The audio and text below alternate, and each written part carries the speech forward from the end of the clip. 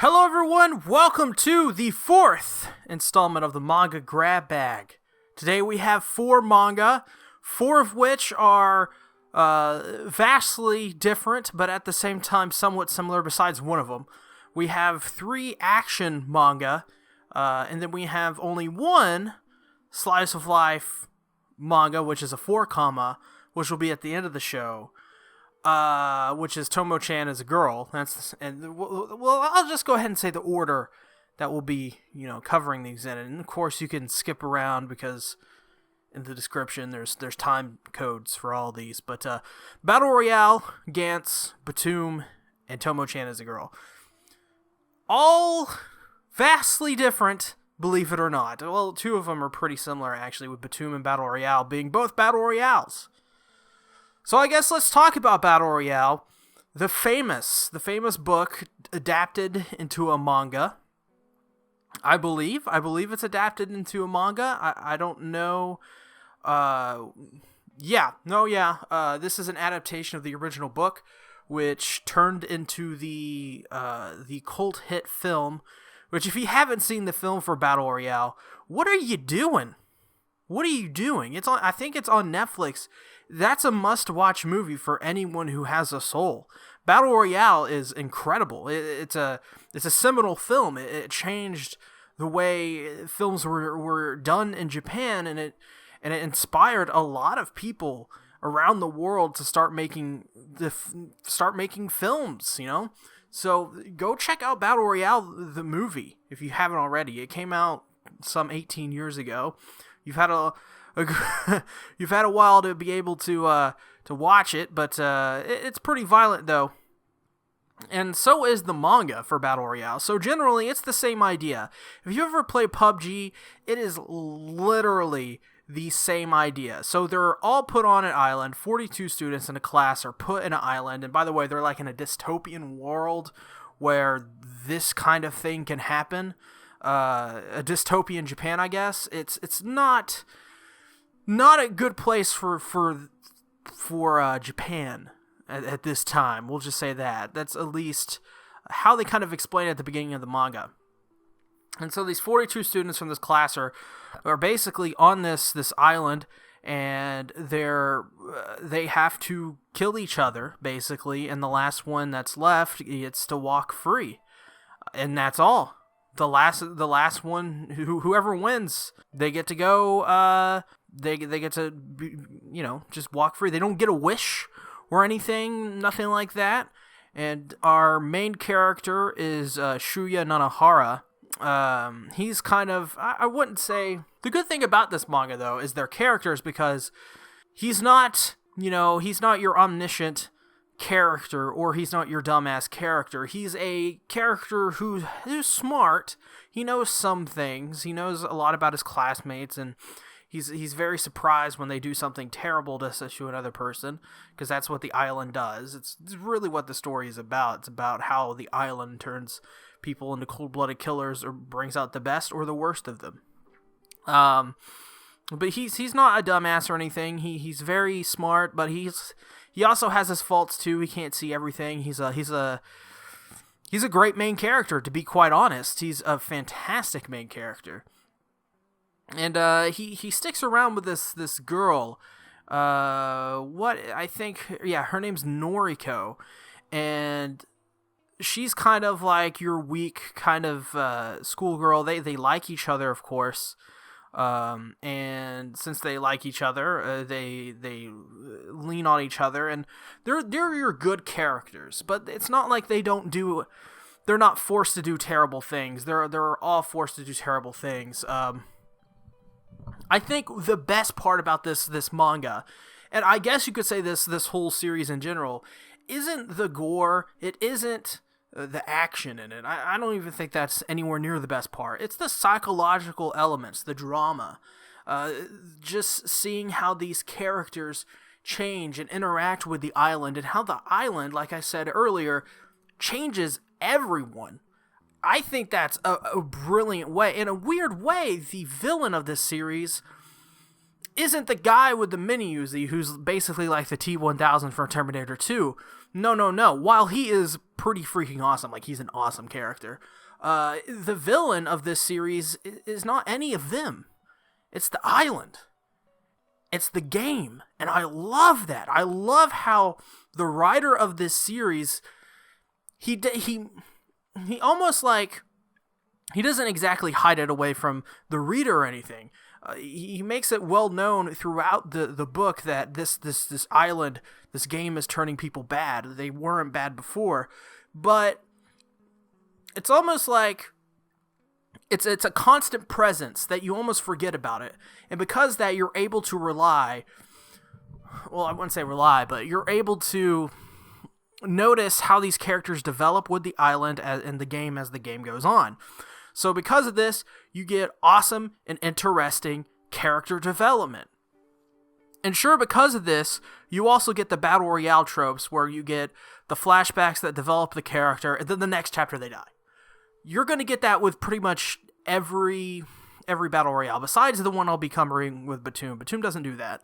But this is, there's a reason why every good Battle Royale manga and or anime and or movie and or whatever copies Battle Royale. Because this series, I don't know what it is, but this series did it perfectly. In the manga adaptation, there are some things I don't like about it. The art style, it looks like it came from the 80s, even though it came out and it was published from 2000 to 2005. It did, it didn't look as good as I wanted it to. It just looks outdated. Now, that being said, because the character designs look a little strange, it comes off as looking different from your regular kind of manga. And not all the character designs are sharp and well done. Some of them I don't like. Some of them I really like. For example, I like what is his name? He's the guy. How much should I say? I don't think I should say much, but I'll say this: I like Shinji, I like Kazuo, and I like Mitsuko. I think those three characters have some of the best designs in the series by far. But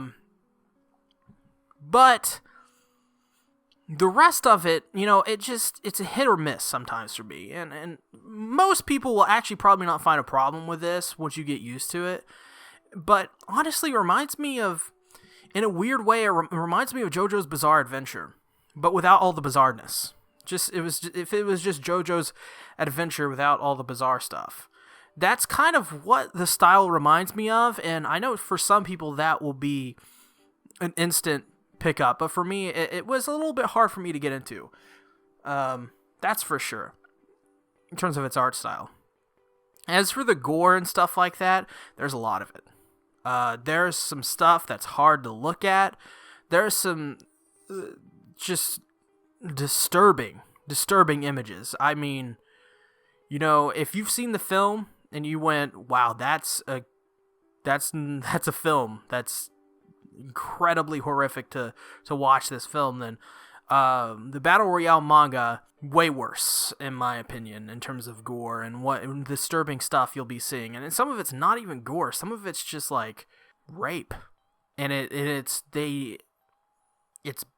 honestly, it's hard to read. Like, it's hard to look at, it's hard to read, because say what you will, it's highly detailed and it's highly descriptive in the way it's doing things, and because of that, it is. I mean, to be honest, it's not that I'm overly sensitive or anything. I don't think it's that, but it's just hard, man. Like, it's hard to watch, or to read and look at. It just is. Like, and that's good writing, and that's knowing how to sell something pretty well. And I think that because of that makes the manga infinitely better. And I think by the way, I'm pretty sure I dropped this series to put it on hold because I was getting, I have a feeling I was getting, I was skipping a lot. So I guess this is another problem. maybe just be me, but I was find myself just skipping through a lot of the pages because a lot of the stuff I didn't really care for. And now that I think about it, there's a lot of things, and this happens in Btoom as well, actually. It focuses on things I don't want it to focus on, and I don't care about it, and really, it doesn't add anything to the story. It may add to character development, and when those characters confront each other, it may, make the confrontation better, but, I only care about a certain set of characters in this series, and the other ones, honestly, I don't care. I just don't. And I think that is a weakness of this series, is that, yeah, okay, so you got great characters, but what about the ones you know are going to die anyways? It's hard to get invested. And the bad thing about this manga is you can tell who's going to die and who is not. And you can tell who will die, but you can tell when they will die. And if you've seen the film, some deaths kind of line up.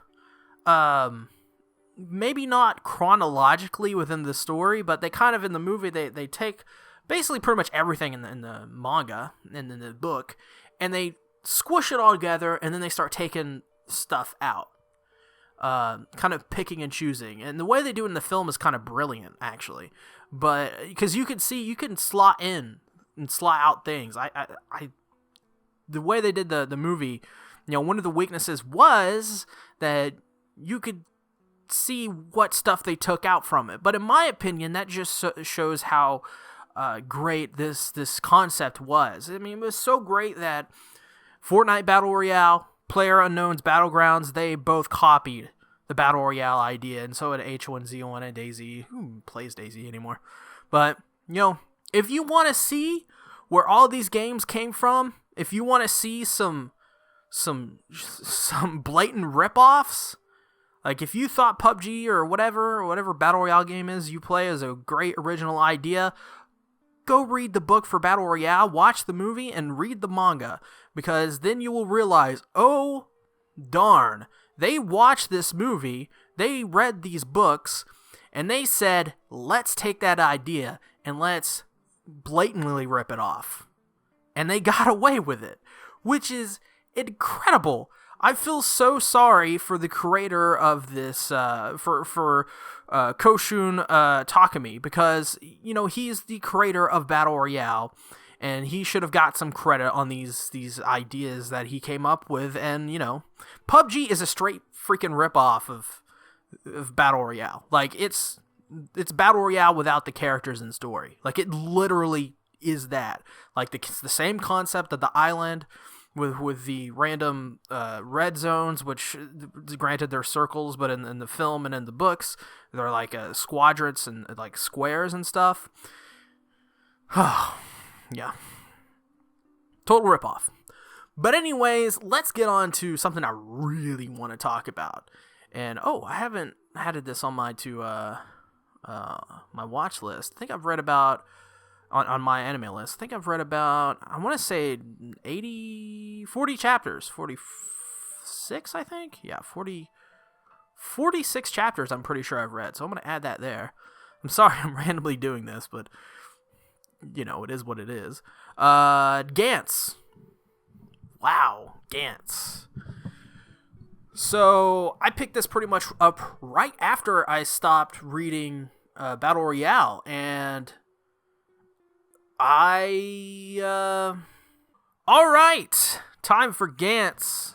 It's a very popular manga. You all probably know about it already, but I picked this one directly. I picked this one up directly after I finished reading what I wanted to read of Battle Royale, after I put it on hold, and I was like, you know what, I need something. I loved Inuyashiki. I haven't read Gantz. Conda Fiction recommended it to me, so yes, this is a recommendation from the Cond. And, man, I loved it. I think I'm around 20 chapters into it right now. They're short chapters. I went through 200-something chapters in a week.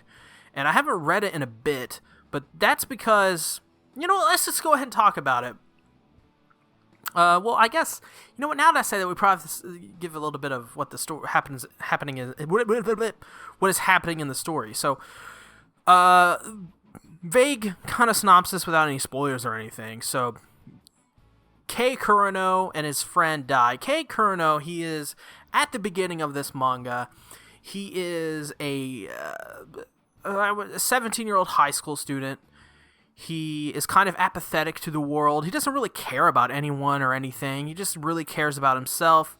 He's kind of an asshole, actually, in the very beginning. He doesn't seem like a main character. Immediately, I thought that the other character in this show, Masaru, I thought that he was going to be the main character, but it turned out being Kei Kurano, and someone falls on these. They're in a metro, and someone falls on these tracks because I think he's drunk or something like that, or I can't remember. It's been a while, and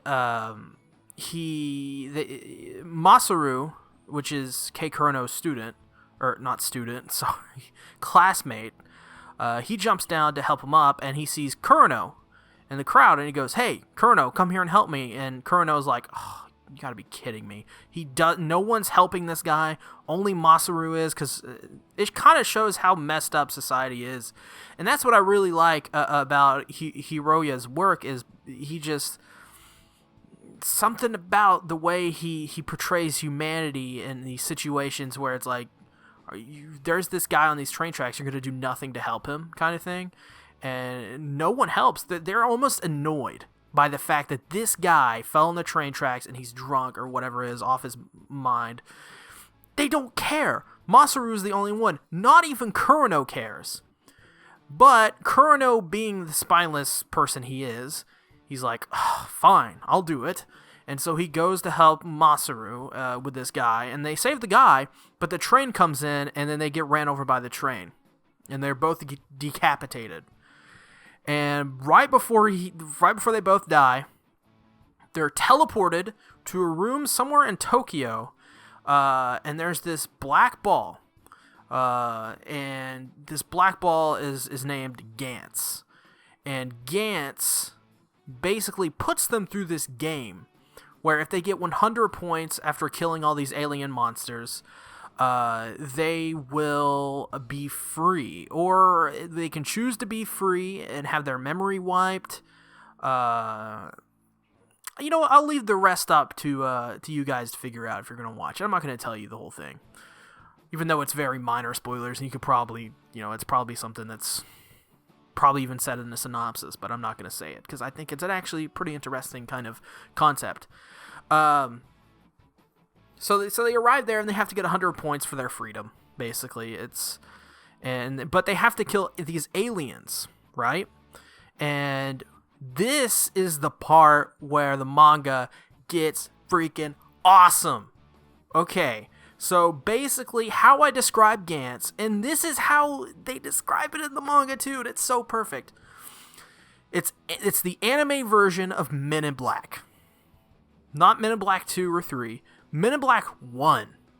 It's basically them going around fucking killing aliens and having these ultra high-tech weapons and suits. These suits can withstand anything. They can harden the suits to be as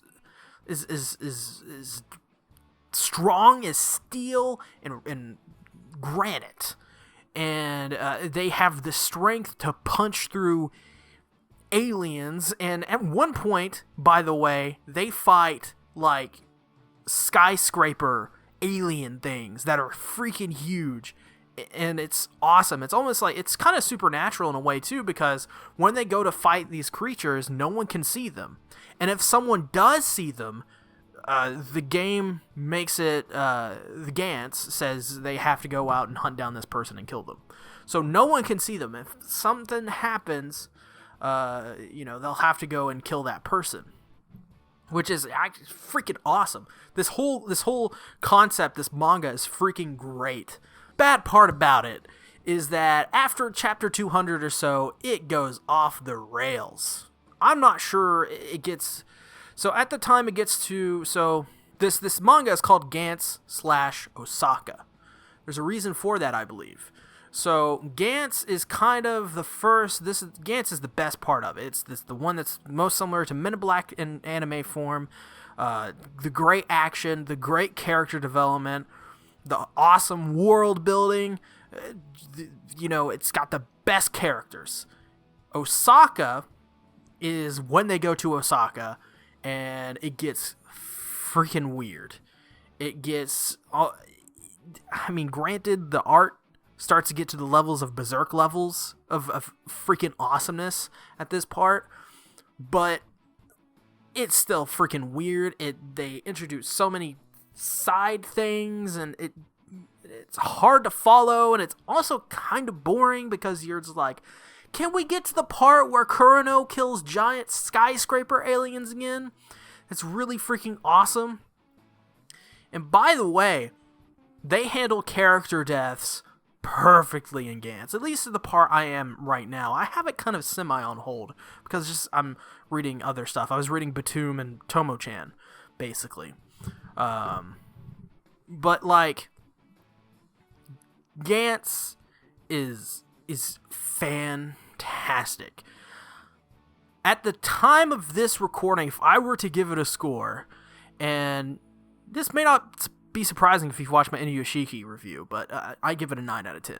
Now that may change if this Osaka part of Gantz, how it holds up. It's very strange. Like I said, I'm kind of torn because the story is almost kind of boring at times. There's some things I just don't like about it. And then you look at the art and you go, the art, though, is so good. It's so good. Hiroya Oku is one of my favorite mangakas. He's one of my favorite just people in the anime manga industry. He is fantastic, man.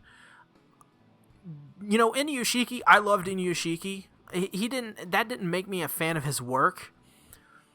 But his works speak to me. And while his works are a little ridiculous, Gantz is freaking ridiculous. It's got a lot of ecchi elements. In fact, it says on my anime list that it is an ecchi, which would not surprise me in the least, because it does have a lot of ecchi elements. There's a lot of nudity. A lot of sexy girls being sexy. At one point they introduce an idol girl who dies, and she's huge boobs, and every single chance everyone's like, man, look at her tits. And you see her naked every time, and it's great, but, it's got those kind of things. It's kind of, I don't want to say it's trashy or anything like that, but he knows his audience, and he implements the right amount of, for lack of a better word, we're just going to say trashy stuff. But it's almost like it's the best. It's in the best way. It's in the way that enhances your experience. And yes, the boobies enhance the experience in this manga a lot, and the action enhances the experience a lot. They introduce a character at one point who's like this guy who just goes around to schools around Japan and probably around the world. I can't remember exactly, and just fights people. He's some master fighter who just wants to fight people and fight things. You'd think, wow, that is an incredibly boring character. No, he's freaking awesome. He's like one of the best characters. There's a character named Tai Kojima who is introduced. She's a random girl. She's normal. She doesn't even look like a character, any character, a main character. She's a main character in Gantz, and she does not look like a main character. She looks like a total, not even a side character. She looks like an NPC in an anime that would just be walking in the background. And she's important. She's incredibly important to the story and the characters within it. And she's detrimental. And I love the way it builds these characters in this manga, and it makes you care for each and every single one of them. I love it.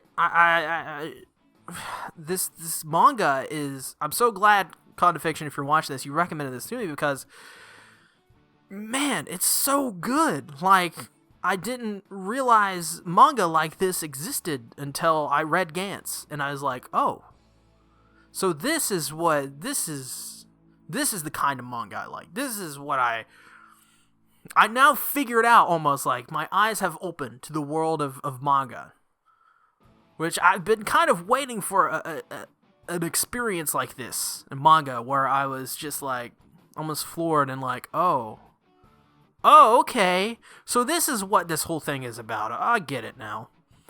Yeah, Gantz. If you have not read Gantz yet, or if you have not made plans to read Gantz, what the hell are you doing? Gantz is amazing. It's got freaking awesome action. It's got great characters. It's got the boobies. It's got awesome art. It's great. Like, I don't know what more you'd want from this manga. It has literally everything. Everything. It has everything you'd ever need in an action manga. It's fantastic. It is fantastic. Read it. Read it. I'm not sure about the anime. I'll watch the anime at some point, but I know it's got, it's got problems, but yeah, just why aren't you reading why haven't, at the end of this video, you should probably go to Amazon and pick up some copies of Gantz to read, or buy them digitally. Can you buy Gantz digitally? Because if not, then that's the thing. By the way, I hate this about the manga industry right now. So I'm reading To Your Eternity, and I can buy like each chapter for like $1 off Amazon and read it on my Kindle. I was like, oh, well, I'm going to see if they have that for, like, Gantz or something like that. I'd love to throw, of, like, $15 at, 15 Gantz chapters. They barely have anything on there. And I'm like, what are you doing, manga industry? Like I would, they're not being quick to adapt this whole technology thing. They're still in the whole, we got to print out books thing, which I think is a huge mistake. For Japan, it may work, because you can resell books and stuff like that, and I assume it's a huge market over there to resell books in Japan, because manga is such a thing that's weaved into their culture. But in America, we don't like books. We don't like to collect books. The only way we like to collect books is through audio formats and or digitally through PDFs, and you're not giving me the Gantz in PDF format and or audio format, and I want it on my damn Kindle, man, and you ain't giving it to me. So if anyone from the Mr. Anime person from the anime industry and or manga industry over at Young Jump, why aren't you serializing your series digitally? You're missing out. You're missing out on so much dough, so much cash. Like, I'm not even joking. I'd spend like $15 a week on manga if you said, all right, we're just gonna sell chapter by chapter for $1, or like $1.50, $2, depending on the length, maybe even less. Fine, I do it. Another anime we're going to be covering today is Tomo-Chan, and that would be perfect for that. Tomo-Chan is a chapter, is one page a chapter, so that would be perfect. You could get up to possibly $800 from a single person. What are you doing? What are you doing, manga industry? You need to get on this stuff. You need to get on this. It's ridiculous. Next up on the manga grab bag, we have Btoom. When I was reading this manga initially, I was like, is it Boom? Or do I call it Btoom? What do I call it? Do I, pronounce it like it's written? Do I say, Btoom? What do I do here? But, it's a Japanese title for a manga, so it's, I don't know. I don't know how I'm supposed to say it. How do you guys say Btoom in real life, if any of you read Btoom? Do you just yell out Btoom randomly? You're like, so I was picking up this manga the other day. It's called Btoom! I apologize for headphone users. That was terrible. So, Btoom is a manga. It is also a battle royale. Has an anime adaptation as well. I'm not sure if the anime adaptation is any good, but I can tell you for a fact The manga is really good. I wouldn't say very good. I wouldn't say 8 out of 10 good. I'd say good. Really good.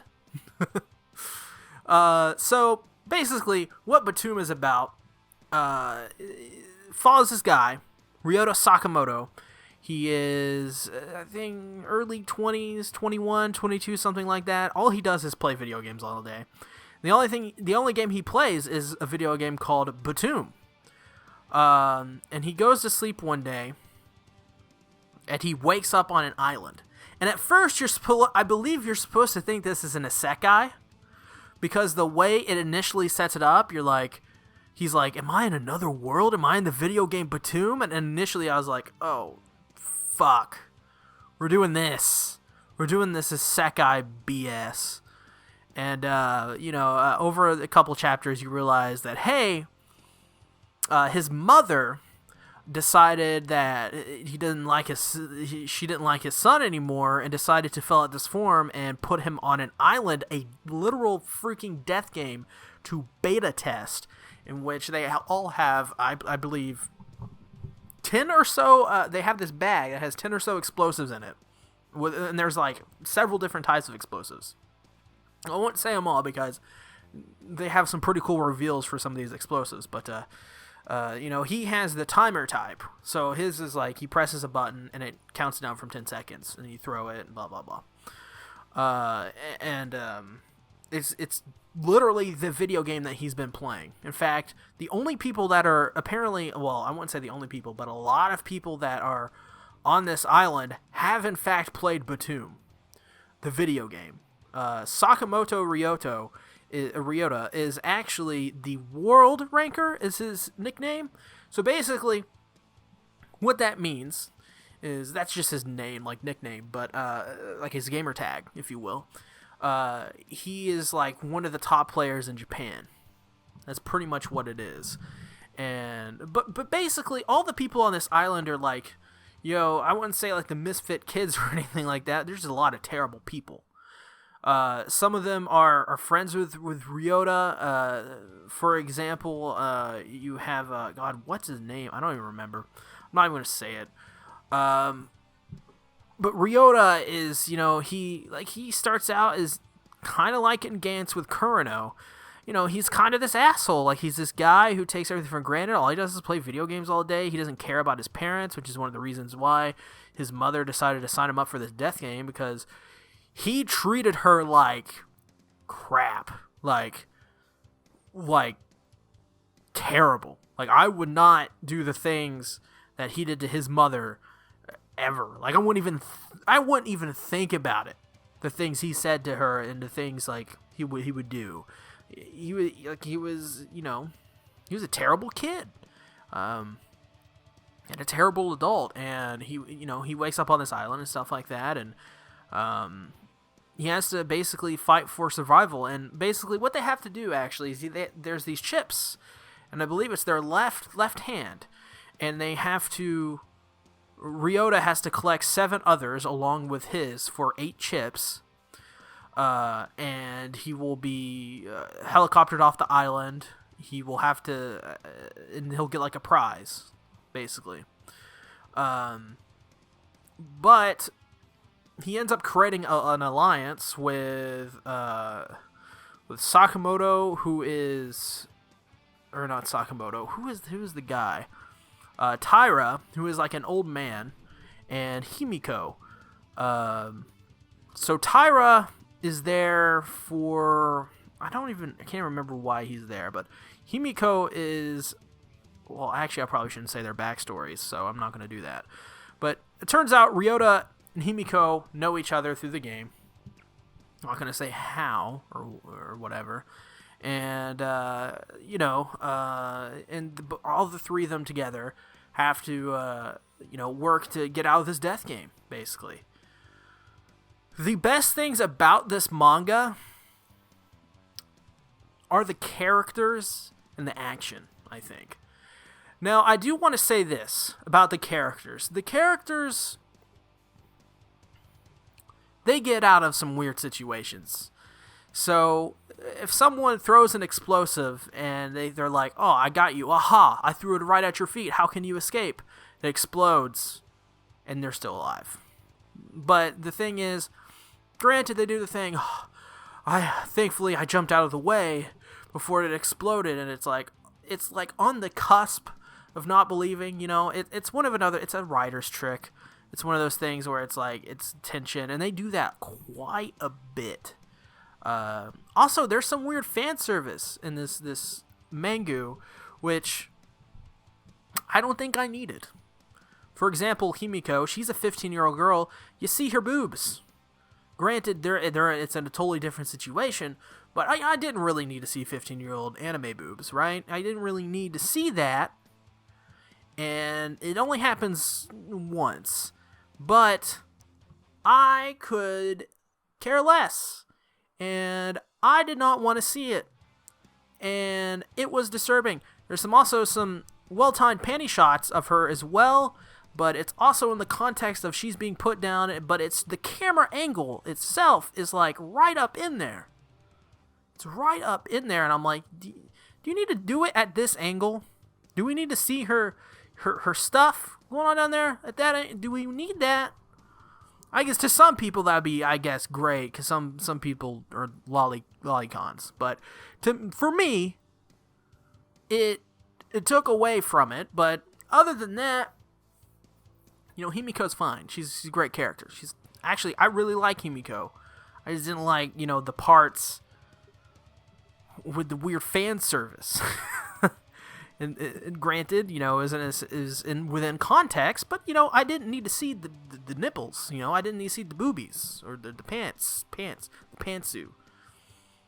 And you don't even get any fan service with like Ryota or anything like that. It's totally just straight up. It's just Himiko,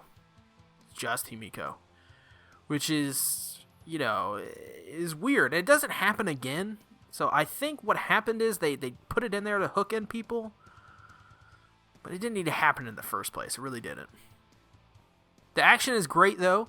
Lots of great explosions. Lots of stuff that isn't just explosions. It's just great. It's honestly, there's not a lot to talk about with this manga because it's just a battle royale anime with explosives instead of like guns and stuff. That's literally all it is. Everything we've talked about with battle royale carries over in some ways. Into Btoom. And by the way, if I'm going to mention the fan service thing with Himiko, it happens in Battle Royale, and they're also young too, and that's also bullshit. So, just so you know, I'm calling that one out too. I just forgot about it. So, it's also ridiculous in Battle Royale. It's ridiculous in Btoom. I'm not a fan of it. It doesn't need to be there.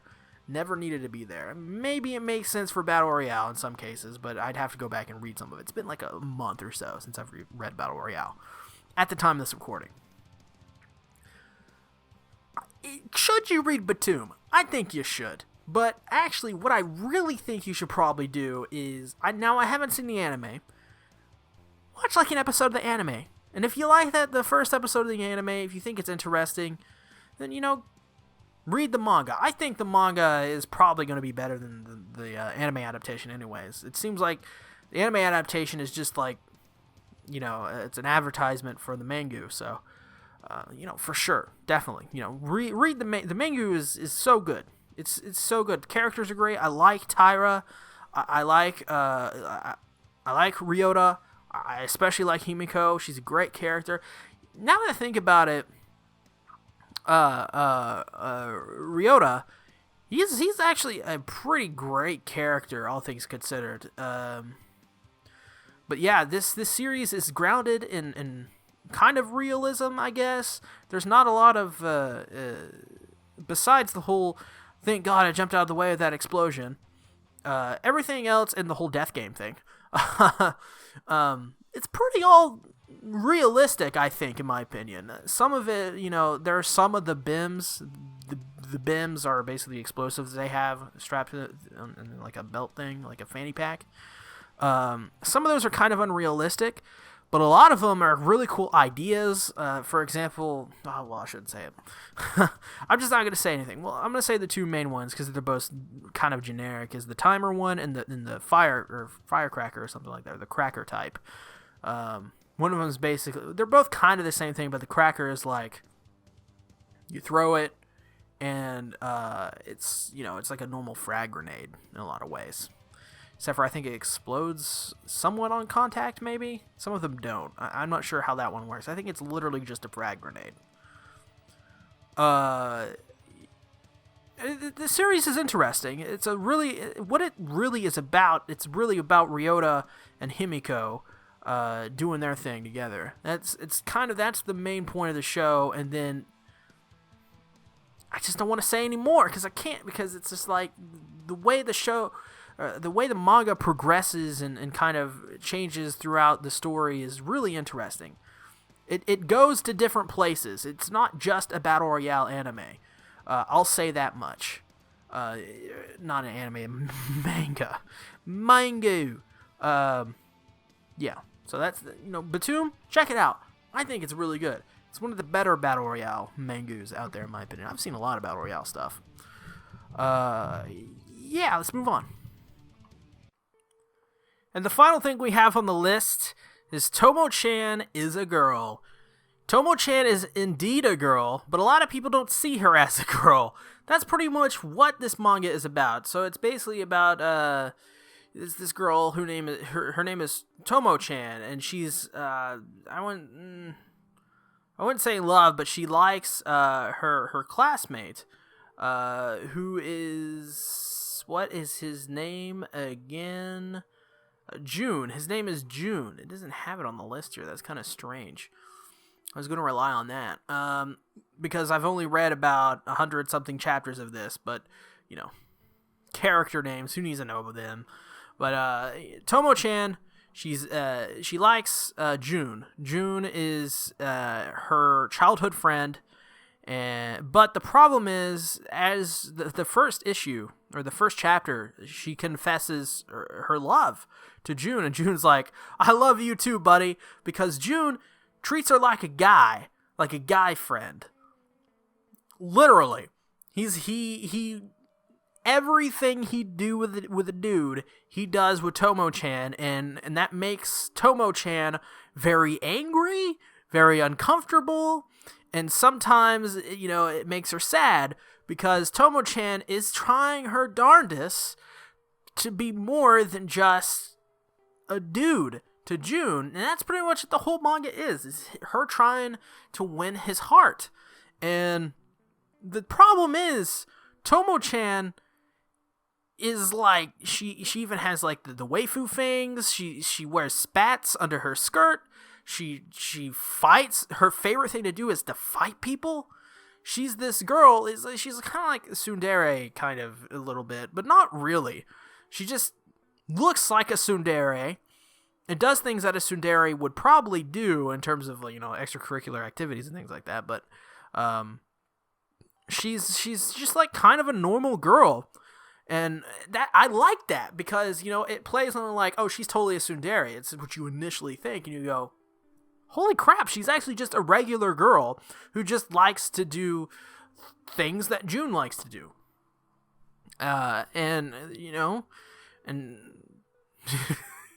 like it's kind of sad. Let's be honest. It's kind of sad to see Tomo kind of ignored throughout most of this manga as just being another one of the guys for June. And it's like, you want to see her succeed and her conquest with June, and June is a great character too. I really like June in this manga, because June is like, he's this guy who's like, yeah, buddy, old pal, kind of thing, but it's one of those things where it's like June kind of feels more for her, but June doesn't know, because June has always been friends with Tomo. So it also plays a little bit into that, where it's like he just doesn't know yet, right? His eyes haven't been open to the wonders of ladies, kind of thing. I love this manga. It's a 4-comma manga, but the twist on this one is, I think I've said earlier in this episode, God, it's a long episode, but it's a chapter. A page is a chapter. So there's like 800 something chapters in this manga, I think. There maybe like 759 or something like that. It's close to 800, maybe even more, but it's what I saw. Was about 700 something, maybe almost 800. But every page is a chapter, so that's why there's so much. So it's long, yeah, kind of, in terms of how many chapters there are. But when you kind of, divide it up, it's like, oh, this is like two or three volumes worth of stuff here. It's not a lot. I went through 100 chapters in 2 days, so it's pretty easy to read. You can kind of pick it up at any time, and it's a 4-comma, so all the stories are contained with each chapter, and it's 4-comma. 4-commas are great. I don't know a person who doesn't like a good 4-comma. And this is probably one of the better 4-commas I've read, and I've read Nozaki-kun, Monthly Girls Nozaki-kun. I've read a little bit of K-On!, some other stuff I read I forgot about, but yeah, no, I think, honestly, this anime, or this manga, deserves an anime adaptation, and the studio I'd pick for it, I'd honestly pick the studio who did Aho Girl, to do the manga or the anime adaptation of this.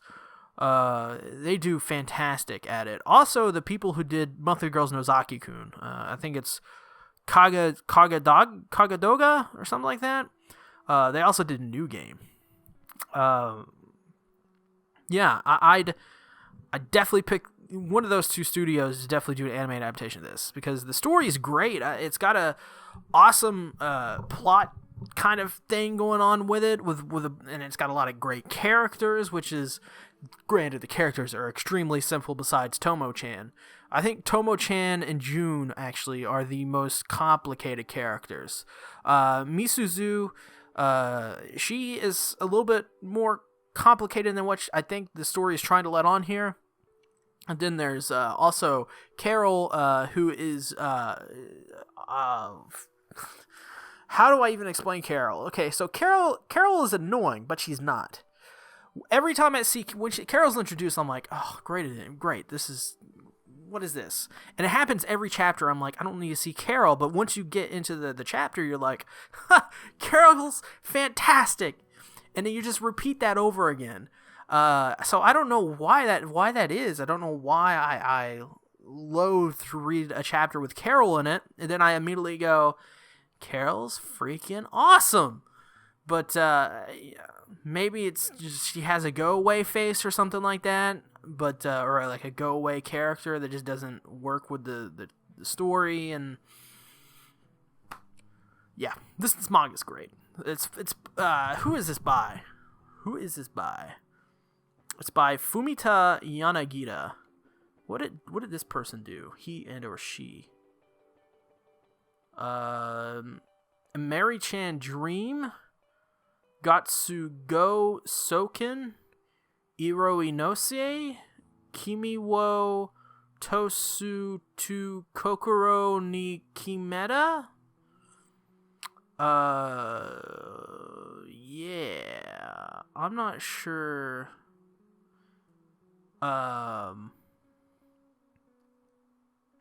I think this person does hentai. Let's find out.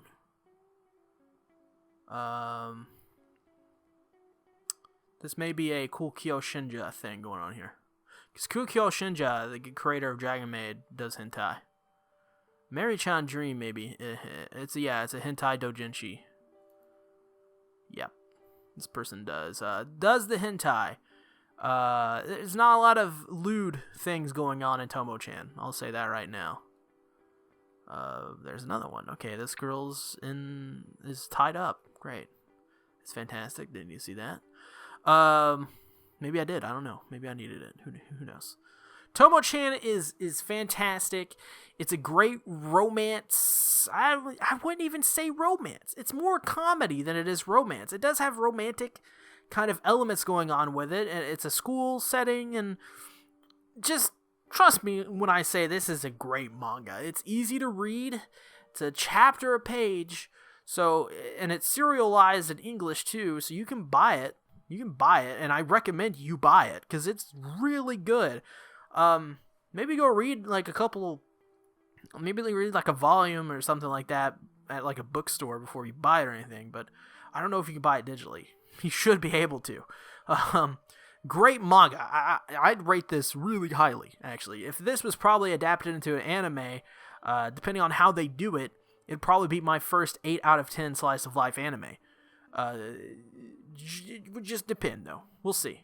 Great manga. Check it out. Check out all these manga. Even if you think you're not a fan of them, check them out anyways. You may find something you like hidden within this grab bag of manga. Thank you all for checking out the video. I appreciate the time you give to me when you do. Next manga grab bag will probably come out next month as well. I think I'm going to do about about 1 a month of the manga grab bag.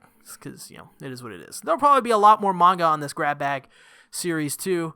It's because I have a lot of things I want to talk about with some of these manga that are really interesting. Thanks for watching, everybody. I love ya. See you later.